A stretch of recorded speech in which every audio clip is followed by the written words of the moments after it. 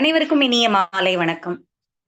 நம்முடைய லட்சியம் அரசு பணி, ஆசிரிய பணி நிச்சயம் என்கின்ற தாரக மந்திரத்தோடு வாகை அகாடமி நாள்தோறும் இடைவிடாமல் ஒரு அலகாக இப்ப நம்ம காப்பியங்கள் பார்த்துட்டு இருக்கோம்.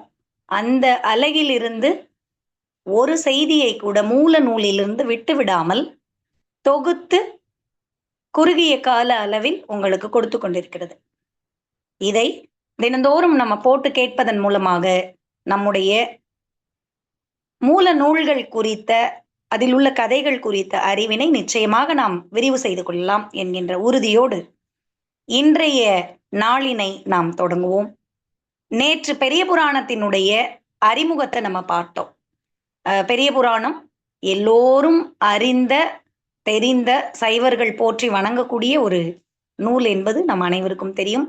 அந்த பெரிய புராணத்தினுடைய அறிமுகத்தை முழுமையாக பல புதிய செய்திகளோடு இணைத்து நம்ம பார்த்தோம்.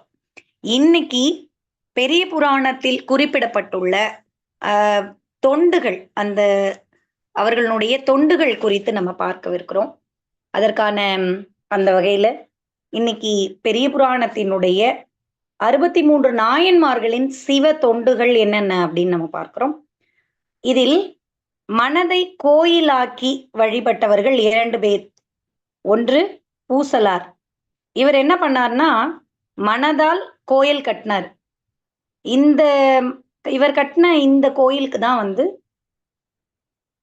சோழன் வருவான் அப்படின்னு நம்ம அழகு கலைகள் நூல்ல மயிலை சீனி வெங்கடசாமியினுடைய நூல்ல நம்ம பார்த்தோம். அடுத்ததாக வாயிலார். இவரும் மனதில் கோயில் கட்டி வழிபட்டார். அடுத்ததாக உண்மையாலுமே கோயிலை எழுப்பியவர்கள் யாரு? கோச்செங்கட் சோழர், கோச்செங்கனான் அப்படின்னு சொல்லுவோம்ல, இவர் கிட்டத்தட்ட 70க்கும் மேல கோயில்கள் கட்டினதா 2 பேர் பாடியிருக்காங்க. ஒருத்தர் திருநாவுக்கரசர், மற்றொருவர் நம்ம வைணவ திருத்தலங்களை கட்டியதாக ஆழ்வாராலும் பாடப்பட்ட சிறப்பினை உடையவர் இந்த கோச்செங்கட் சோழர். அடுத்ததா காரியார். இவர் என்ன பண்ணியிருக்காருன்னா மூவேந்தர்கள் மீது கோவை பாடி அந்த பணத்தில் பெற்ற கோயிலை எழுப்புறாரு. அந்த பணத்துல பயன்படுத்தி கோயிலை எழுப்புறாரு. அடுத்தது கோயிலுக்கு தொண்டு செய்தவர்கள். இப்ப நம்ம 2 விஷயங்களை பார்த்திருக்கோம். ஒண்ணு மனதில் கோயில் கட்டியவர்கள், இன்னொன்னு நிஜமாலுமே கோயில் கட்டினவங்க. மனசுல கோயில் கட்டினவங்க 2 பேர், பூசலாரும் வாயிலாரும். அடுத்து உண்மையிலேயே கோயில் கட்டியவர்களாக 2 பேர் அறியப்படுறாங்க. ஒருவர் கோச்செங்கட் சோழர். அந்த காலத்துல எல்லாம் கோயில் கட்டுதல் என்பது ரொம்ப பெரிய விஷயம். அரசனுக்கு அது எளிமையாக இருக்கலாம். ஆனால் பாருங்க, காரியார் என்கின்ற புலவர் என்ன பண்ணியிருக்காரு? மூவேந்தர் மீது கோவை பாடி அந்த பணத்தில் இருந்து கோயில்களை கட்டியிருக்காரு. அடுத்தது கோயிலுக்கு தொண்டு செய்யறவங்க 3 பேர் செஞ்சிருக்காங்க. அதன் மூலமாக இறை வழிபாட்டை 63 நாயன்மார்களின் இடத்துல போய் உட்கார்ந்துருக்காங்க. கணம் புல்லர். இவர் என்ன பண்ணியிருக்காருன்னா விளக்கு எரித்து கோயிலை இறைவனை வணங்கி அவர் மனதில் இடம் பிடித்து இன்று கோயில்களிலும் இடம் பெற்றிருக்கார். அடுத்தது முருகன் என்பவர். இவர் பூமாலை கட்டியிருக்கிறார். அடுத்தது திருநாளை போவார். இது நமக்கு இவரை பத்தி ரொம்ப நல்லா தெரிஞ்சிருப்போம். திருநாளை போவார் புராணம் பல பல்கலைக்கழகங்களில் பாடமாக இடம்பெற்றிருக்கு. தோல், வார், நரம்பு, கோரோசனை கொடுத்து இறைவனை வழிபட்டுட்டு இருக்காரு. இவருக்கு கோயிலுக்கு உள்ள போறதுக்கு வழியே இல்லை. ஏன்னா இவர் பிற்பட்ட வகுப்பினை சேர்ந்தவர்ன்றதுனால அனுமதி இல்லை. வெளியில் இருந்தே இறைவனை வணங்குவதற்காக நந்தியே சற்று நகர்ந்து இடம் கொடுத்த ஒரு மாபெரும் மனிதராக திருநாளை போவார் அறியப்படுகிறார். இப்ப நம்ம 3வது விஷயம் பார்த்திருக்கோம். ஒண்ணு மனதினால் கோயில் கட்டியவர்கள் 2 பேர், வாயிலார், பூசலார். அடுத்ததாக நிஜமாலுமே கோயில் கட்டினவங்க 2 பேர், அரசன் ஒருவன், புலவன் ஒருவன். செங்கனார், காரியார். அடுத்தது கோயில் தொண்டு செய்தவர்கள் 3 பேர், கணம்புல்லர், முருகன், திருநாளை போவார். இப்போ அடுத்ததா மந்திரம் செபித்தவர்கள், இவர்களை நம்ம பார்க்கிறோம். 4 பேர் பண்ணியிருக்காங்க. யார் யாரு? உருத்திர பசுபதியார். இவர் என்ன பண்ணியிருக்காருன்னா கழுத்தளவு நீரில் நின்று உருத்திர மந்திரம் ருத்ர மந்திரத்தை செலுத்துறார். அதை டெய்லி தினந்தோறும் அதை செபித்துக் கொண்டிருப்பதே இவரோட வேலை, சொல்லிக்கிட்டே இருக்கார். அடுத்தது சிறப்புலியார். இவரு ஓம் நமச்சிவாய என்கின்ற திரு ஐந்தெழுத்தை ஓதியிருக்கிறார். சோமாசி மாறர், இவரும் திருவைந்தெழுத்தை ஓதியிருக்கிறார்.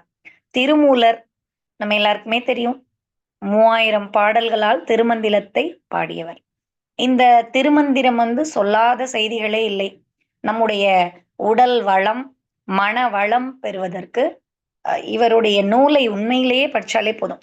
அதுவும் இந்த 3ஆம் மந்திரத்தை, 3ஆம் தந்திரம், அதை எல்லாருமே படிக்கணும். ஏன்னா உடல் குறித்த பல விழிப்புணர்வுகளை நம்ம பெறலாம்.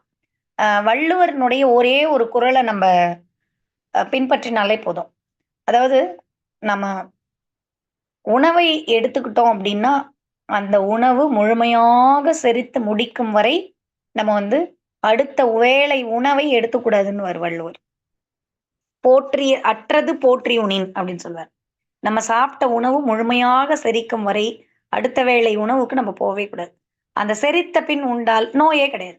இதை போல பல இந்த பிராணாயாமம் உள்ளிட்ட பல உடல் தொடர்பான மருத்துவ செய்திகளை மிக அழகாக பொதித்து, யோகங்களையும் உடலுக்கு தேவையான, உள்ளத்திற்கு தேவையான அனைத்து செய்திகளையும் இதனுள்ளே பொதித்து இறை மந்திரத்தை திருமந்திரமாக வழங்கியவர் திருமூலர்.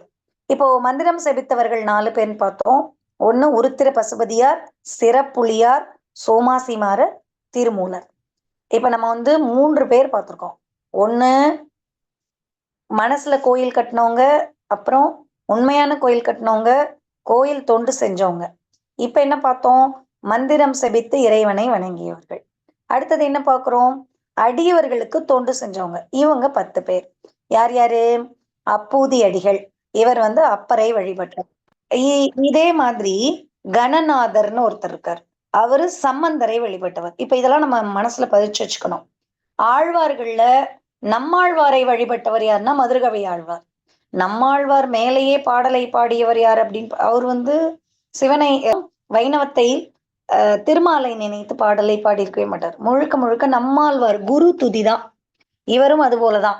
அப்பூதி அடிகள், கணநாதர், இவங்கெல்லாம் அப்பரை வழிபட்டவர்கள். கணநாதர் சம்பந்தரை வழிபட்டவர். அடுத்தது புகழ் துணையார், பொற்காசு பெற்று தொண்டு செய்தவர். அடுத்தது இடங்கழியார், அடியாருக்கு நெல் தந்து உதவியவர். இதே மாதிரி நெல்லில் இறைவனுக்கு சமைச்சு போட்டவர் யாருன்னு பாத்தீங்கன்னா இளையான்குடி மாறநாயனார். அவர் என்ன பண்ணுவார்னா, வயல்ல விதை நெல் பின்னாடி வரும், ஒப்பீட்டுக்காக நான் சேர்த்து சொல்றேன். வயல்ல விதை நெல் விதைச்சிருப்பாரு. அந்த விதை நெல்லை அரிச்சுக்கிட்டு அதை இடிச்சு குத்தி சாப்பாடாக்கி இது அடியவராக வந்த இறைவனுக்கு அவர் படைப்பார். அது போல நெல் தந்து உதவியவர் இடங்கழியார். அடுத்தது நேசனார், அடியாருக்கு ஆடை நெய்து தந்தவர். அடியவர்களுக்கு ஆடை நெய்து தந்தவர் நேசனார்.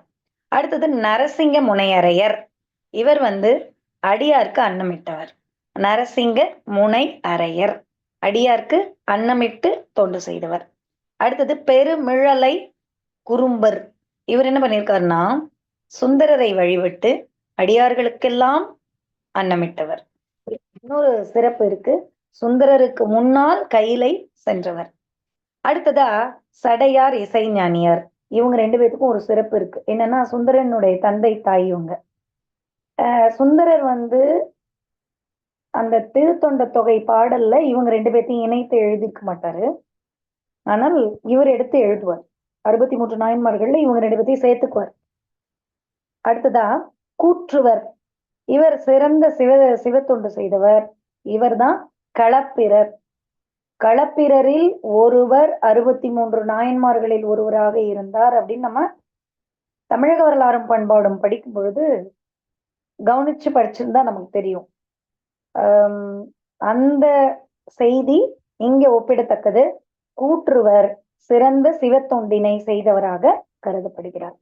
இப்ப பாருங்க, அப்பருக்கு வழிபட்டு அப்பூதி அடிகள் இருக்காரு, சம்பந்தரை வழிபட்டவராக கணநாதர் இருக்காரு, பொற்காசு பெற்று தொண்டு செய்தவராக புகழ்துணையர் இருக்காரு. அடியவருக்கு ஆடை செய்து தந்தவராக நேசனார் இருக்காரு. நரசிங்க முனையராக அடியாருக்கு அன்னமிட்டு அவர் வழிபட்டிருக்காரு. சுந்தரரை வழிபட்டவர் பெருமிழலை குரம்பர். 5 வகையான மனிதர்களை சந்திக்கிறோம், அடியவர்களை சந்திக்கிறோம். அதுல முதல்ல மனதை கோயிலாக்கியவர் 2 பேர், கோயில் கட்டி வழிபட்டவங்க 2 பேர், கோயில் தொண்டு செய்தவர்கள் 3 பேர், மந்திரம் ஜபித்தவர்கள் 4 பேர், அடியாருக்கு தொண்டு செய்தவர்கள் 10 பேர். இதுல அப்பூதி அப்படின்னு வந்தாலே நம்ம அப்பரை நினைச்சுக்கணும். அப்பூதி அப்பர், கணநாதர் சம்பந்தர், கணநாதர் சம்பந்தர் அப்படி கவனம் வச்சுக்கணும். அடுத்தது சமணர்களோடு போரிட்டவர்கள் 7 பேர். மூர்த்தியார் இவர் என்ன பண்றாருன்னா எலும்பு தேய சந்தனம் மறைக்கிறாராம். சமணர்கள் பல தொல்லைகளை தருகிறார்கள், அந்த தொல்லைகளை எல்லாம் தாங்கியவர் இவர். அடுத்தது நமி நந்தியார், இவர் நீரால விளக்கெரி அப்படின்னு சமணர்கள் இவருக்கு இது கொடுக்குறாங்க. அப்போ தண்ணியாலே விளக்கரிச்சு எரிச்சிருக்காரு நமி நந்தியார். அடுத்தது தண்டியார், இவர் மாற்றுத்திறனாளி, கண் இல்லாதவர், குளம் வெட்ட முயற்சி செய்யறாரு. சமணர்கள்லாம் பரிகசிக்கிறாங்க, அதாவது கேலி பண்றாங்க. கண் பெற்று சமணரை திருவாரூரிலிருந்து அனுப்பியவர் தண்டியார். அடுத்தது அப்பர், சமணர், மகேந்திரவர்ம பல்லவர் இவர்களோடு பல இன்னல்களுக்கு ஆளானவர்.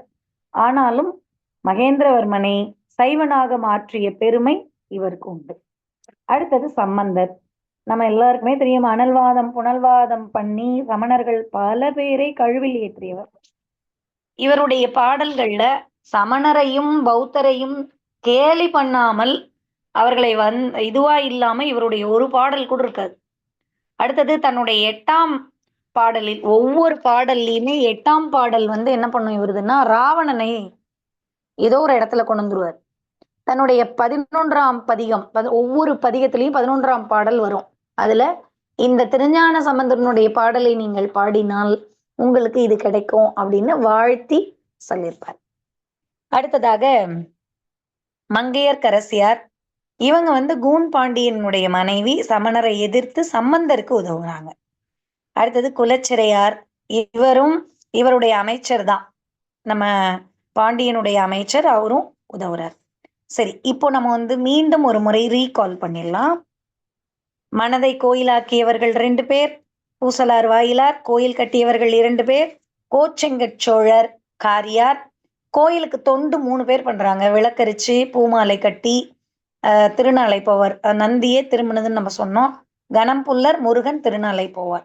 அடுத்தது மந்திரம் செபித்தவர்கள் 4 பேர், உருத்திர பசுபதியார், சிறப்புலியார், சோமாசிமாரர், திருமூலர். இவங்க மந்திரத்தால் இறைவனை வழிபட்டவர்கள். அடியவர்களுக்கு தொண்டு செய்தவர்கள். அப்பூதியடிகள் கணநாதர், அப்பூதியடிகள் அப்பர், கணநாதர் திருஞான சம்பந்தர். அடுத்தது புகழ் துணையார், இடங்கழியார், நேசனார், நரசிங்க முனையரையர், பெருமிழலை கும்பர், சடையனார், இசைஞானியார், கூற்றுவர், இவங்களெல்லாம் பார்க்கிறோம். அடுத்தது சமணரோடு போரிட்டவர்கள் 7 பேர். மூர்த்தியார், நமிநந்தியார், தண்டியார், அப்பர், சம்பந்தர், குலச்சிறையார், மங்கையர்க்கரசியார். இப்போ இவர்களை எல்லாம் நம்ம சந்திச்சிட்டோம். அடுத்தது திருத்தல பயணம் செய்தோர். எங்கெல்லாம் இவங்க போறாங்க? காரைக்கால் அம்மையார் என்ன பண்றாங்க? சிவனை பாடி கைலாயம் சென்றவர்கள். அடுத்தது ஐயடிகள் காடோர்கோன், இவர் என்ன பண்றாருன்னா மகனுக்கு முடி சூட்டிட்டு தல யாத்திரை போறார், ஒவ்வொரு கோயிலுக்கா போறார். அடுத்தது விரல் மிண்டர், தல தரிசனம், திருத்தொண்டர் தொகையை சுந்தரர் பாட இவர் தான் தூண்டி இருக்கார். இந்த விரல் மிண்டர் தான் என்ன பண்றாரு, பல தல தரிசனங்களை செய்ததோடு அல்லாமல் ஒரு முக்கியமான செய்தி பாருங்க, சுந்தரர் பாடுவதற்கு திருத்தொண்டர் தொகைன்ற ஒரு நூல் எழும்புவதற்கு இந்த விரல் மிண்டர் தான் காரணம். அடுத்தது சுந்தரர் கேட்கவே வேணாம், தல தரிசனம், பாட்டு, சிவபெருமானையே தன்னுடைய நண்பராக கொண்டவர், ரொம்ப அப்படியே அவருக்கு மிக நெருங்கிய நட்போடு இருந்தவர் சுந்தரர். அடுத்தது சேரமான் பெருமாள் நாயனார்,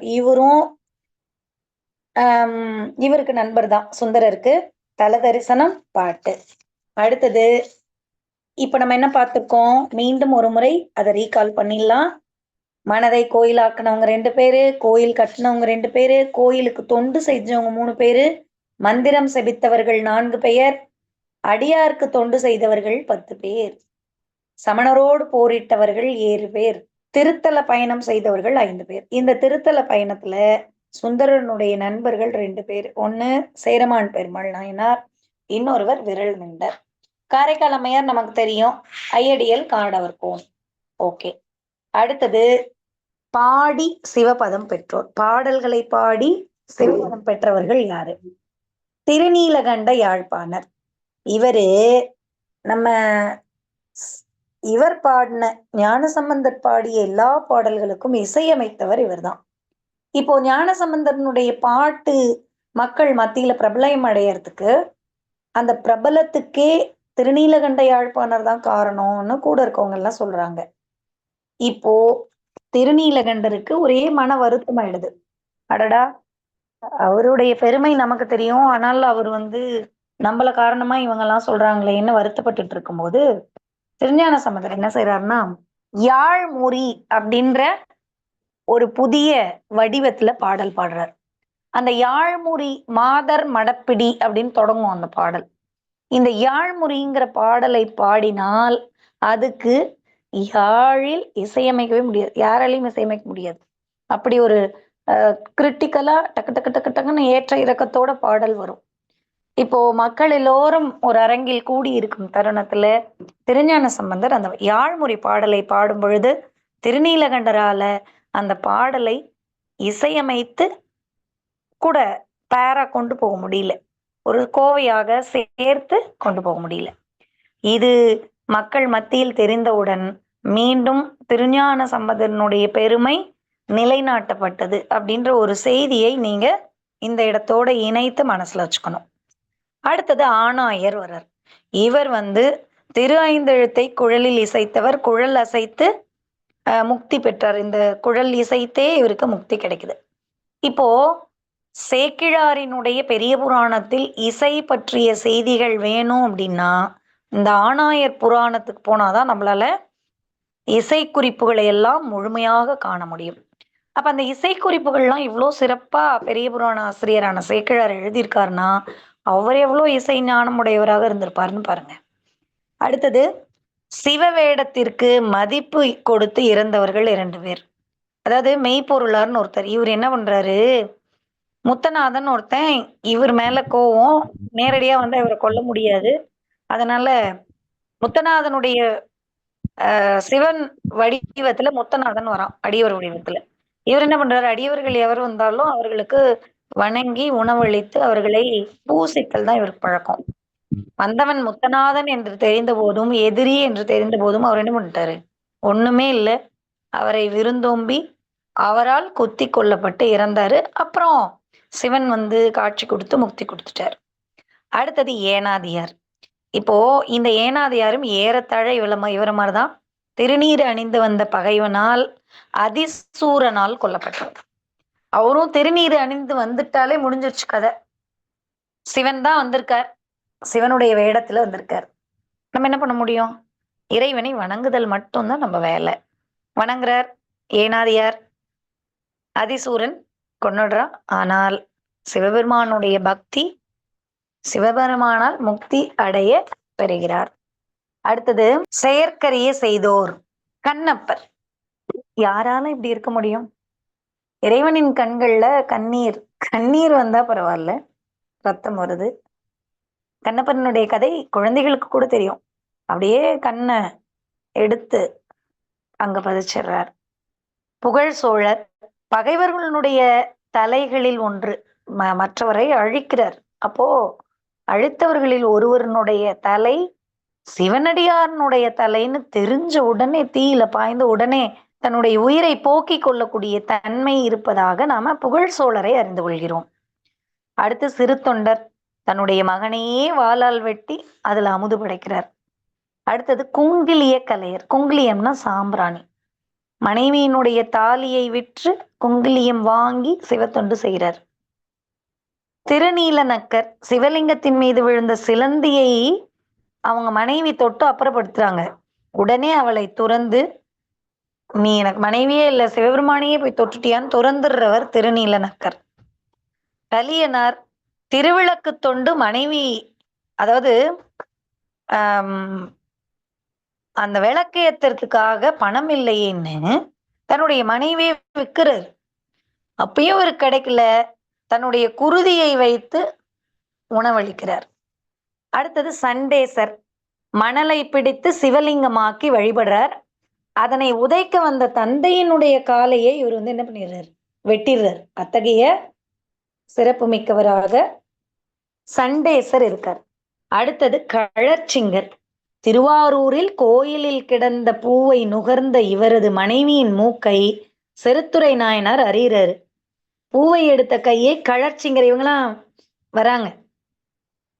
இந்த செருத்துணை நாயனார் என்ன பண்றாருன்னா, இவருடைய மனைவியின் மூக்கை தான் அறிஞ்சிடுறாரு. அவர் என்ன பண்றாரு, கையை வெட்டுறாரு. கழற்சிங்கர் கையை வெட்டுறாரு. பாருங்க, பெண்ணிய நோக்கில் பார்த்தா, அதாவது நம்மெல்லாம் திறனாய்வுன்னு வரும் பொழுது பெண்ணிய நோக்கில் பெரிய புராணம் அப்படின்னு பார்த்தா, இந்த இடத்துல ஒவ்வொரு ஒரு சிலந்தியின் இருக்கிறது, அதை தள்ளி விடுறது இயல்பான ஒரு விஷயம். அடுத்தது கலிக்கம்பர். இவர் என்ன பண்றாருன்னா, வேலையாளினுடைய பாதம் துளக்க நீர் விட காலம் தாழ்த்திய மனைவியின் கையை வெட்டுறாரு. பாருங்க, ஒரு வேலையாள் வராரு, அவருக்கு தண்ணி ஊத்தணும், அது கொஞ்சம் அந்த அம்மா லேட் பண்ணிடுறாங்க. அந்த தாமதத்தை பொறுத்து கொள்ளாமல் மனைவியின் கையை வெட்டுறாரு. பெண்ணிய நோக்கில் அப்படின்னு பார்க்கும் பொழுது திறனாய்வு, அதாவது கல்லூரி பேராசிரியர்களுக்கான தேர்வு எழுதுறவங்க இதெல்லாம் கவனிக்கணும். திறனாய்வு நோக்குல இப்படியான செய்திகள்லாம் நம்ம பார்க்கிறோம். பாருங்க, கோட்புலியார். அடுத்து நம்ம என்ன பார்க்கிறோம், கோட்புலியார பார்க்கிறோம். சிவ நெல்லை தின்றதற்காக உறவினரை கொன்றவர், வாளோடு கையிலை சென்றவர். அதாவது சிவனுக்கு ஒரு நெல் வச்சிருக்காரு, அந்த நெல்லை சாப்பிட்டதுக்கு அந்த உறவினரையே கொண்டுடுறாரு. பாருங்க, இவர் எவ்வளவு ஒரு கோபம் பாருங்க, அவர் மேல எவ்வளவு அன்பு பாருங்க. அந்த வாளோடையே கையிலைக்கு போயிடுறாராம். அடுத்தது சிவனால் சோதிக்க பெற்றோர். இவங்க 8 பேர். இயற்பகையார் மனைவியை அடியவருடன் அனுப்பி தடுக்கிறாரு உறவினர், அவரையே கொண்டுட்டார். அடுத்தது திருநீலகண்டர். திருவோட்டு சண்டை நடக்குது. அந்த திருவோட்டு சண்டைன்னா இவர் பாதுகாக்க கொடுத்துருப்பாரு. அதை இவங்க அவருடைய அடியவர், அவர் அடியவராக வந்த சிவபெருமானை மறைச்சு வச்சிடுவார். அதுக்கு நடக்கும், கணவனும் மனைவியும் பிரிஞ்சிருவாங்க. இவர் தான் இருவரையும் சேர்த்து வைப்பார். அடுத்து இளையான்குடி மாறநாயனார் விதைத்த நெல்லை எடுத்து வறுத்து குற்றி சமைத்து அடியாருக்கு உணவு. ஏற்கனவே இந்த செய்தியை நம்ம இவரோட சேர்த்து பார்த்தோம். யாரோட, நெல் தந்து உதவிய இடங்கழியாரோடு இளையான்குடி மாறநாயனாரை சேர்த்து பார்த்தோம். அடுத்தது அமர் நீதியார். கோவண சண்டை போட்டு தராசில் கோவணத்தை கொடுத்துட்டு போவார் சிவபெருமான். அதை இவர் அடியவராக கொடுத்துட்டு போவார். இவர் அதை சரியா வச்சிருக்கல, அவரே தான் எடுத்துப்பாரு, நீங்க தான் சரியா வைக்கலன்னு திரும்ப சண்டை போடுவாரு. அப்போ எனக்கு எடைக்கு எடை நீங்க எல்லாரும் நில்லுங்க அப்படின்னு சொன்ன உடனே தராசுல இவர் மனைவி மகன் எல்லாம் ஏறி நிற்பாங்க. அப்புறம் எம்பெருமான் காட்சி தருவார்னு இந்த பாடல் முடியும். அடுத்தது திருக்குறிப்பு தொண்டர். இவர் அடியார் தந்த ஆடையை மழையின் காரணமாக மாலைக்குள் திருப்பி தர இயலாததுனால உயிரை மாச்சுக்கிறாராம். அடியவர் ஒரு ஆடை கொடுக்குறாரு, மழை வருது, அன்று மாலைக்குள்ளர அவருக்கு திருப்பி கொடுக்க முடியல, அதனால் தன் உயிரை மாய்த்துக் கொள்கிறார். அடுத்தது மானக்கஞ்சாரர். இவர் ஏயர்கோன் கலிகாமரனுடைய மாமனார். ஒரே மகளின் கூந்தலை அறுத்து அடியவர்களுக்கு கொடுத்துறாரு. அடுத்தது அதிபத்தர். முதல் மீன் சிவனுக்கென மீனே கிடைக்காமல் கிடைத்த ஒரே ஒரு பொன் மீன், இவர் கிடைச்சிருக்கிறதே பொன் மீன், அதை சிவனுக்காக கொடுத்தவர். அடுத்தது ஏயர்கோன் கலிகாமர். இவர் தான் வயிற்று நோயால் வருந்தி சுந்தரரை பார்க்காமல் தற்கொலைக்கு முயன்றாரு. சுந்தரரால் நோய் நீக்கி இறைவனால ஆட்கொள்ளப்படுறார். யார் இவருடைய நோயை நீக்கிறார்னு பாத்தீங்கன்னா, சுந்தரர் இவருடைய நோயை நீக்கிறார். இந்த மாதிரி அப்பூதி அடிகள் யாருக்கு, அப்பருக்கு.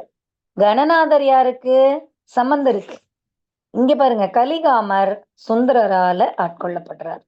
இப்ப நம்ம மீண்டும் ஒரு முறை இந்த 63 நாயன்மார்களினுடைய எப்படியெல்லாம் அவங்க வாழ்ந்தாங்க அப்படிங்கிறத ஒரு முறை கவனிச்சுக்கிட்டோம்னா, ஒருவேளை நமக்கு தெரிந்த சுந்தரர், அப்பர், காரைக்கால் அம்மையார், திருஞான சம்பந்தர் உள்ளிட்ட இந்த பெயர்களை தவிர்த்து உள்ளிருந்து வினாக்கள் வந்தாலும் இந்த வீடியோவை ஒரு முறைக்கு இருமுறை நம்ம கேட்டு பார்க்குறோம்னா நம்மளால பதிலை எளிமையாக கொடுத்து விட முடியும்.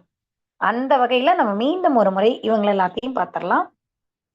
மனதை கோயிலாக்கி கோயில் கட்டியவர்கள் 2 பேர், கோயில் தொண்டு செய்தவர்கள் 3 பேர், மந்திரம் ஜெபித்தவர்கள் 4 பேர், உண்மையிலேயே கோயில் கட்டியவர்கள் 2 பேர், அடியவர்களுக்கு தொண்டு செய்தவர்கள் 10 பேர், சமணரோடு போரிட்டவர்கள் 7 பேர், திருத்தல பயணம் செய்தவர்கள் 5 பேர், பாடியே சிவபதத்தை பெற்றோர் 2 பேர். இதுலதான் நமக்கு இந்த பாடின்னு வருது இல்ல, அந்த 2 பேர்த்துக்கிட்ட தான் இசைக்குறிப்புகள் இருக்கு. சிவவேடத்தை மதிப்பீந்து இறந்தவர், அந்த சிவவேடத்திற்கு ஒரு சிவன் வேஷத்துல வந்துட்டாலே அடியவர்களாக வந்துட்டாலே அவங்களுக்கு சகலத்தையும் கொடுத்துருவாங்க அடியவர்கள்.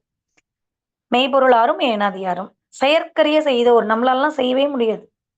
நம்ம கோயிலுக்கு வேண்டிக்கிறோம் அப்படின்னா அதை செய்வதையே நம்ம என்ன பண்ணிக்கிறோம். இப்போ கோயிலுக்கு நம்ம ஒரு டியூப் லைட் கொடுக்குறோம்னு வச்சுங்க, கிராமங்கள்லாம் அப்படிதான் வேண்டிக்குவோம். டியூப் லைட் ஒன்று போட்டுடுறேன், உனக்கு விளக்கு போட்டுடுறேன் அப்படின்னு வேண்டிக்குவாங்க. அந்த டியூப் லைட்டோட பட்டி பூரா அவங்க பேர் எழுதி வச்சுப்பாங்க.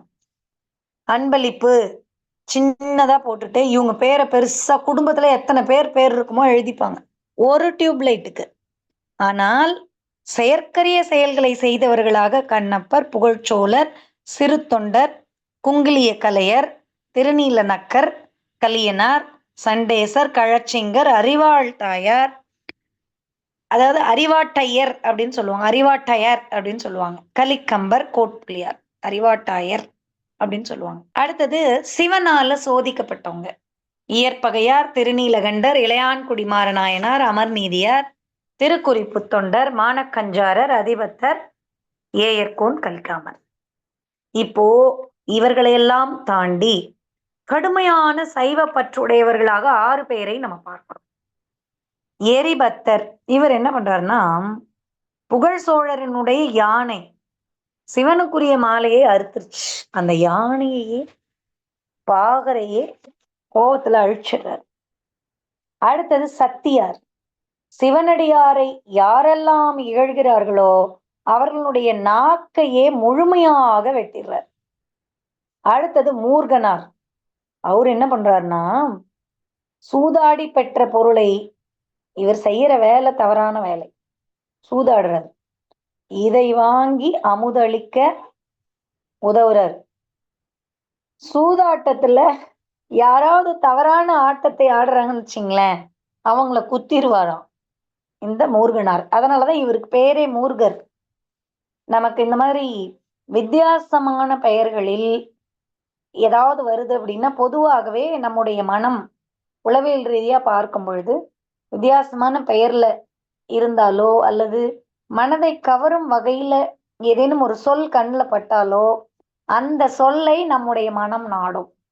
இப்போ தேர்வுக்கு வினா எடுக்கிறவங்களுடைய மனநிலையும் அப்படிதான் இருக்கும். புதுசா வித்தியாசமா ஏதாவது இருக்கு அப்படின்னா அவங்களுடைய மனம் அங்க போகும், அதை வினாவாக கன்வெர்ட் பண்ணுவாங்க. அந்த வகையில மூர்கனாரை நம்ம எதிர்பார்க்கலாம். மூர்கனார் என்ன செய்து பொருளை பெற்ற நாயன்மார் அப்படின்னு வினாக்கள் எழும்பலாம். அதே மாதிரி சாக்கியார், காஞ்சி சென்று பல சமயங்களை சோதித்து முடிவில் சைவராகி சிவலிங்கத்தை கல்லால் அர்ஜித்து முக்தி பெற்றவர். அடுத்தது செருத்துணையார், அதாவது காஞ்சிக்கு போய் இதை நம்ம ஏற்கனவே நம்ம இதை ஒரு செய்தியா வாசிச்சிருந்தோம். அதாவது எல்லா சமயங்களையும் சோதித்து, இப்ப நீங்க இதுல ஆழ்வார்களினுடைய வரலாறுல பாத்தீங்கன்னா இவரை பற்றின செய்தி நமக்கு கிடைக்கும். சைவராக மாறி சிவலிங்கத்தை எல்லாரும் பூவால அர்ச்சிக்கும் போது சாக்கியர் மட்டும் என்ன பண்றாரு, கல்லால் அர்ச்சிக்கிறார். இது புதிய செய்தி, வித்தியாசமான செய்தி. கல்லால் அர்ச்சிக்கிறார். அப்படி அர்ச்சிக்கும் பொழுது இறைவனுடைய பக்தி முக்தி இவருக்கு கிடைக்குது, பக்தியால முக்தி கிடைக்குது. அடுத்தது செருத்துணையார், ஏற்கனவே கழற்சிங்க நாயனார் வைஃபோட கையை வெட்டினார்னு பார்த்தோம்ல, இவர் தான் செருத்துணையார். அவங்க மூக்கினை அறிகிறார், அவராவது தன்னுடைய மனைவின் கையை அறிகிறாரு, இவரை பாருங்க அவருடைய மனைவின் தெரிந்துமே அவங்க மூக்கை அறிகிறார். அடுத்தது மகேந்திரவர்ம பாண்டியன் நின்ற சீர் நெடுமாறனார். பாண்டிய மன்னன் சமணராக இருந்த பொழுது மதுரையில் சம்பந்தர் தங்கியிருந்த மடத்தை தீயின துணிந்தவர். பின்னர் என்ன பண்ணிடுறாரு? சைவராகி நலம் பல புரிகிறார் மகேந்திரவர்ம பாண்டியன். அடுத்தது முனையடுவார். தோற்றவர்க்காக போரிட்டு பணம் பெற்று சிவனடியாருக்கு உதவி புரிந்தவர். தோற்றவர்க்காக போரிட்டு பணம் பெற்று சிவனடியாருக்கு உதவி புரிந்தவர். இப்ப நான் என்ன பண்ணிடுறேன், ரேபிட் ஸ்பீட்ல 63 நாயன்மார்கள் அவர்கள் செய்த செயல், இத ஒரு முறை நான் வாசிச்சிடுறேன்.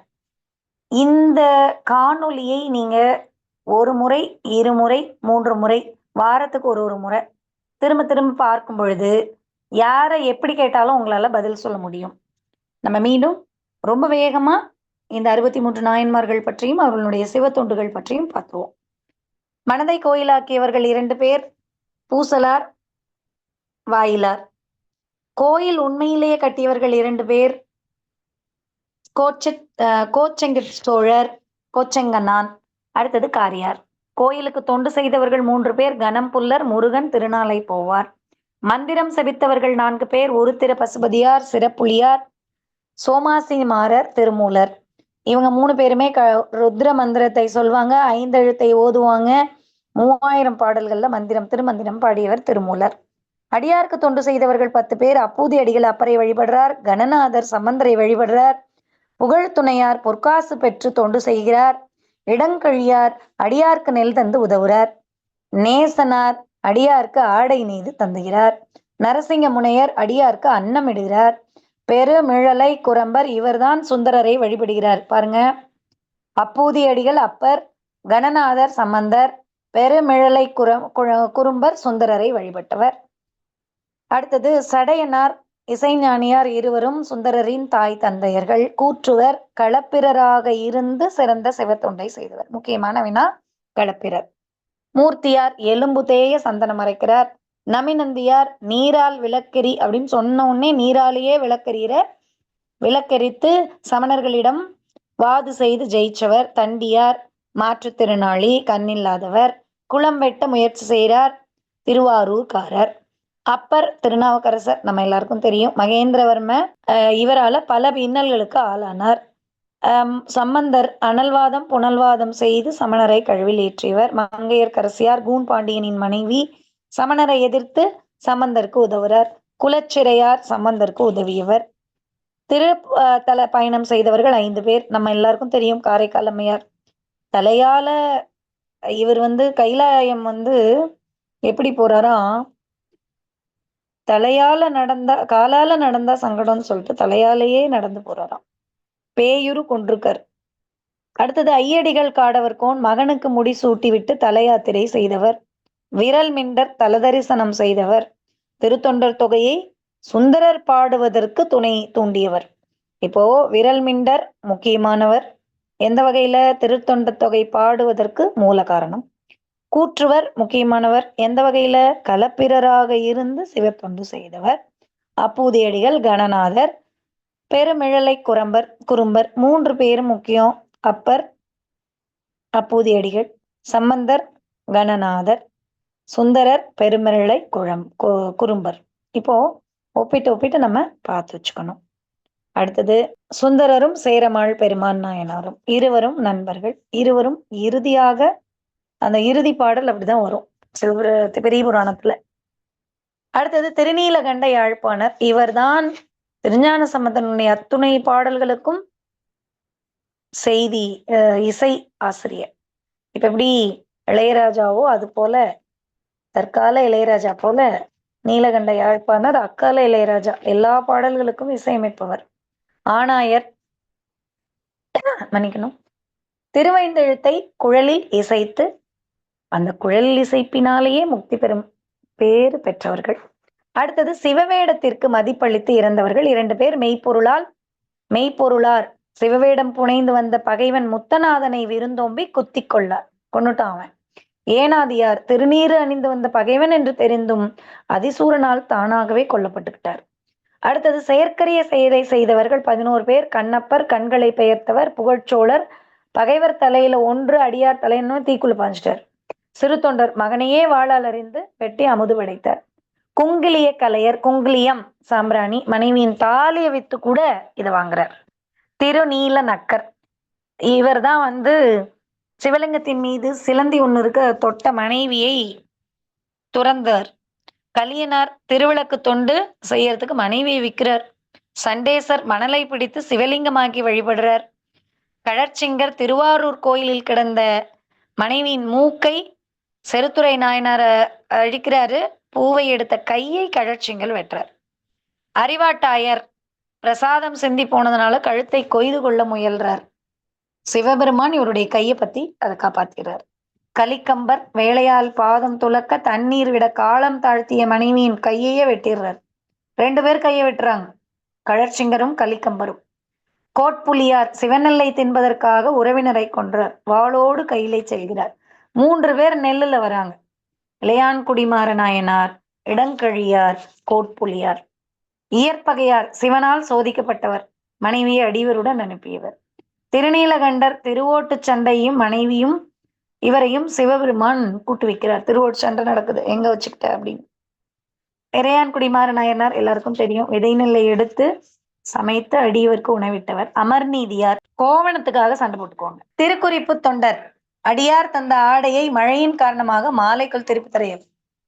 மானக்கஞ்சாரர் ஏயர்கோன் மாமனார் ஒரே மகளின் கூந்தலை அடியவருக்கு அறுத்து கொடுக்கிறார். அதிபத்தர் முதல் மீன் சிவனுக்கென மீனே கிடைக்காமல் கிடைத்த ஒரே ஒரு பொன்மீனை விட்டவர். ஏயர்கோன் கலிக்காமற் சூளை நோயால் வருந்தி சுந்தரரை காண மறுத்து தற்கொலைக்கு முயல்றார். எரிபத்தர் புகழ் சோழரின் யானை சிவனுக்குரிய மாலையை அறுக்க அந்த யானையையும் பாகனையும் சேர்த்தை கொண்டுடுவர். சத்தியார் சிவபெருமானின் பெருமையை யாராவது இகழ்ந்தாங்கன்னா, சிவபெருமானின் அடியவரை இகழ்ந்தாங்கன்னா அவங்க நாக்கையே அறுக்கக்கூடியவர் சத்தியார். மூர்கனார் இவரை ஏற்கனவே நம்ம பார்த்தோம். சூதாடி பெற்ற பொருளால் குத்திரர். சாக்கியர் காஞ்சி சென்று பல சமயங்களை சோதித்து சைவராகி கல்லால் அடித்து அர்ச்சித்து முக்தி பெறுகிறார்.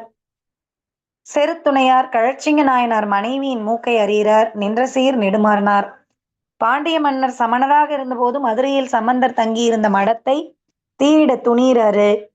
அடுத்ததாக முனையடுவார், இவர் தோற்றவருக்காக போரிட்டு பணம் பெற்று சிவனடியாருக்கு உதவி புரிகிறார். இப்போ இவ்வளோ 63 நாயன்மார்களையும் நம்ம இன்னைக்கே பார்த்துட்டோம். ரொம்ப சிறப்பா இந்த செய்திகள் மொத்தத்தையும் பார்த்தாச்சு.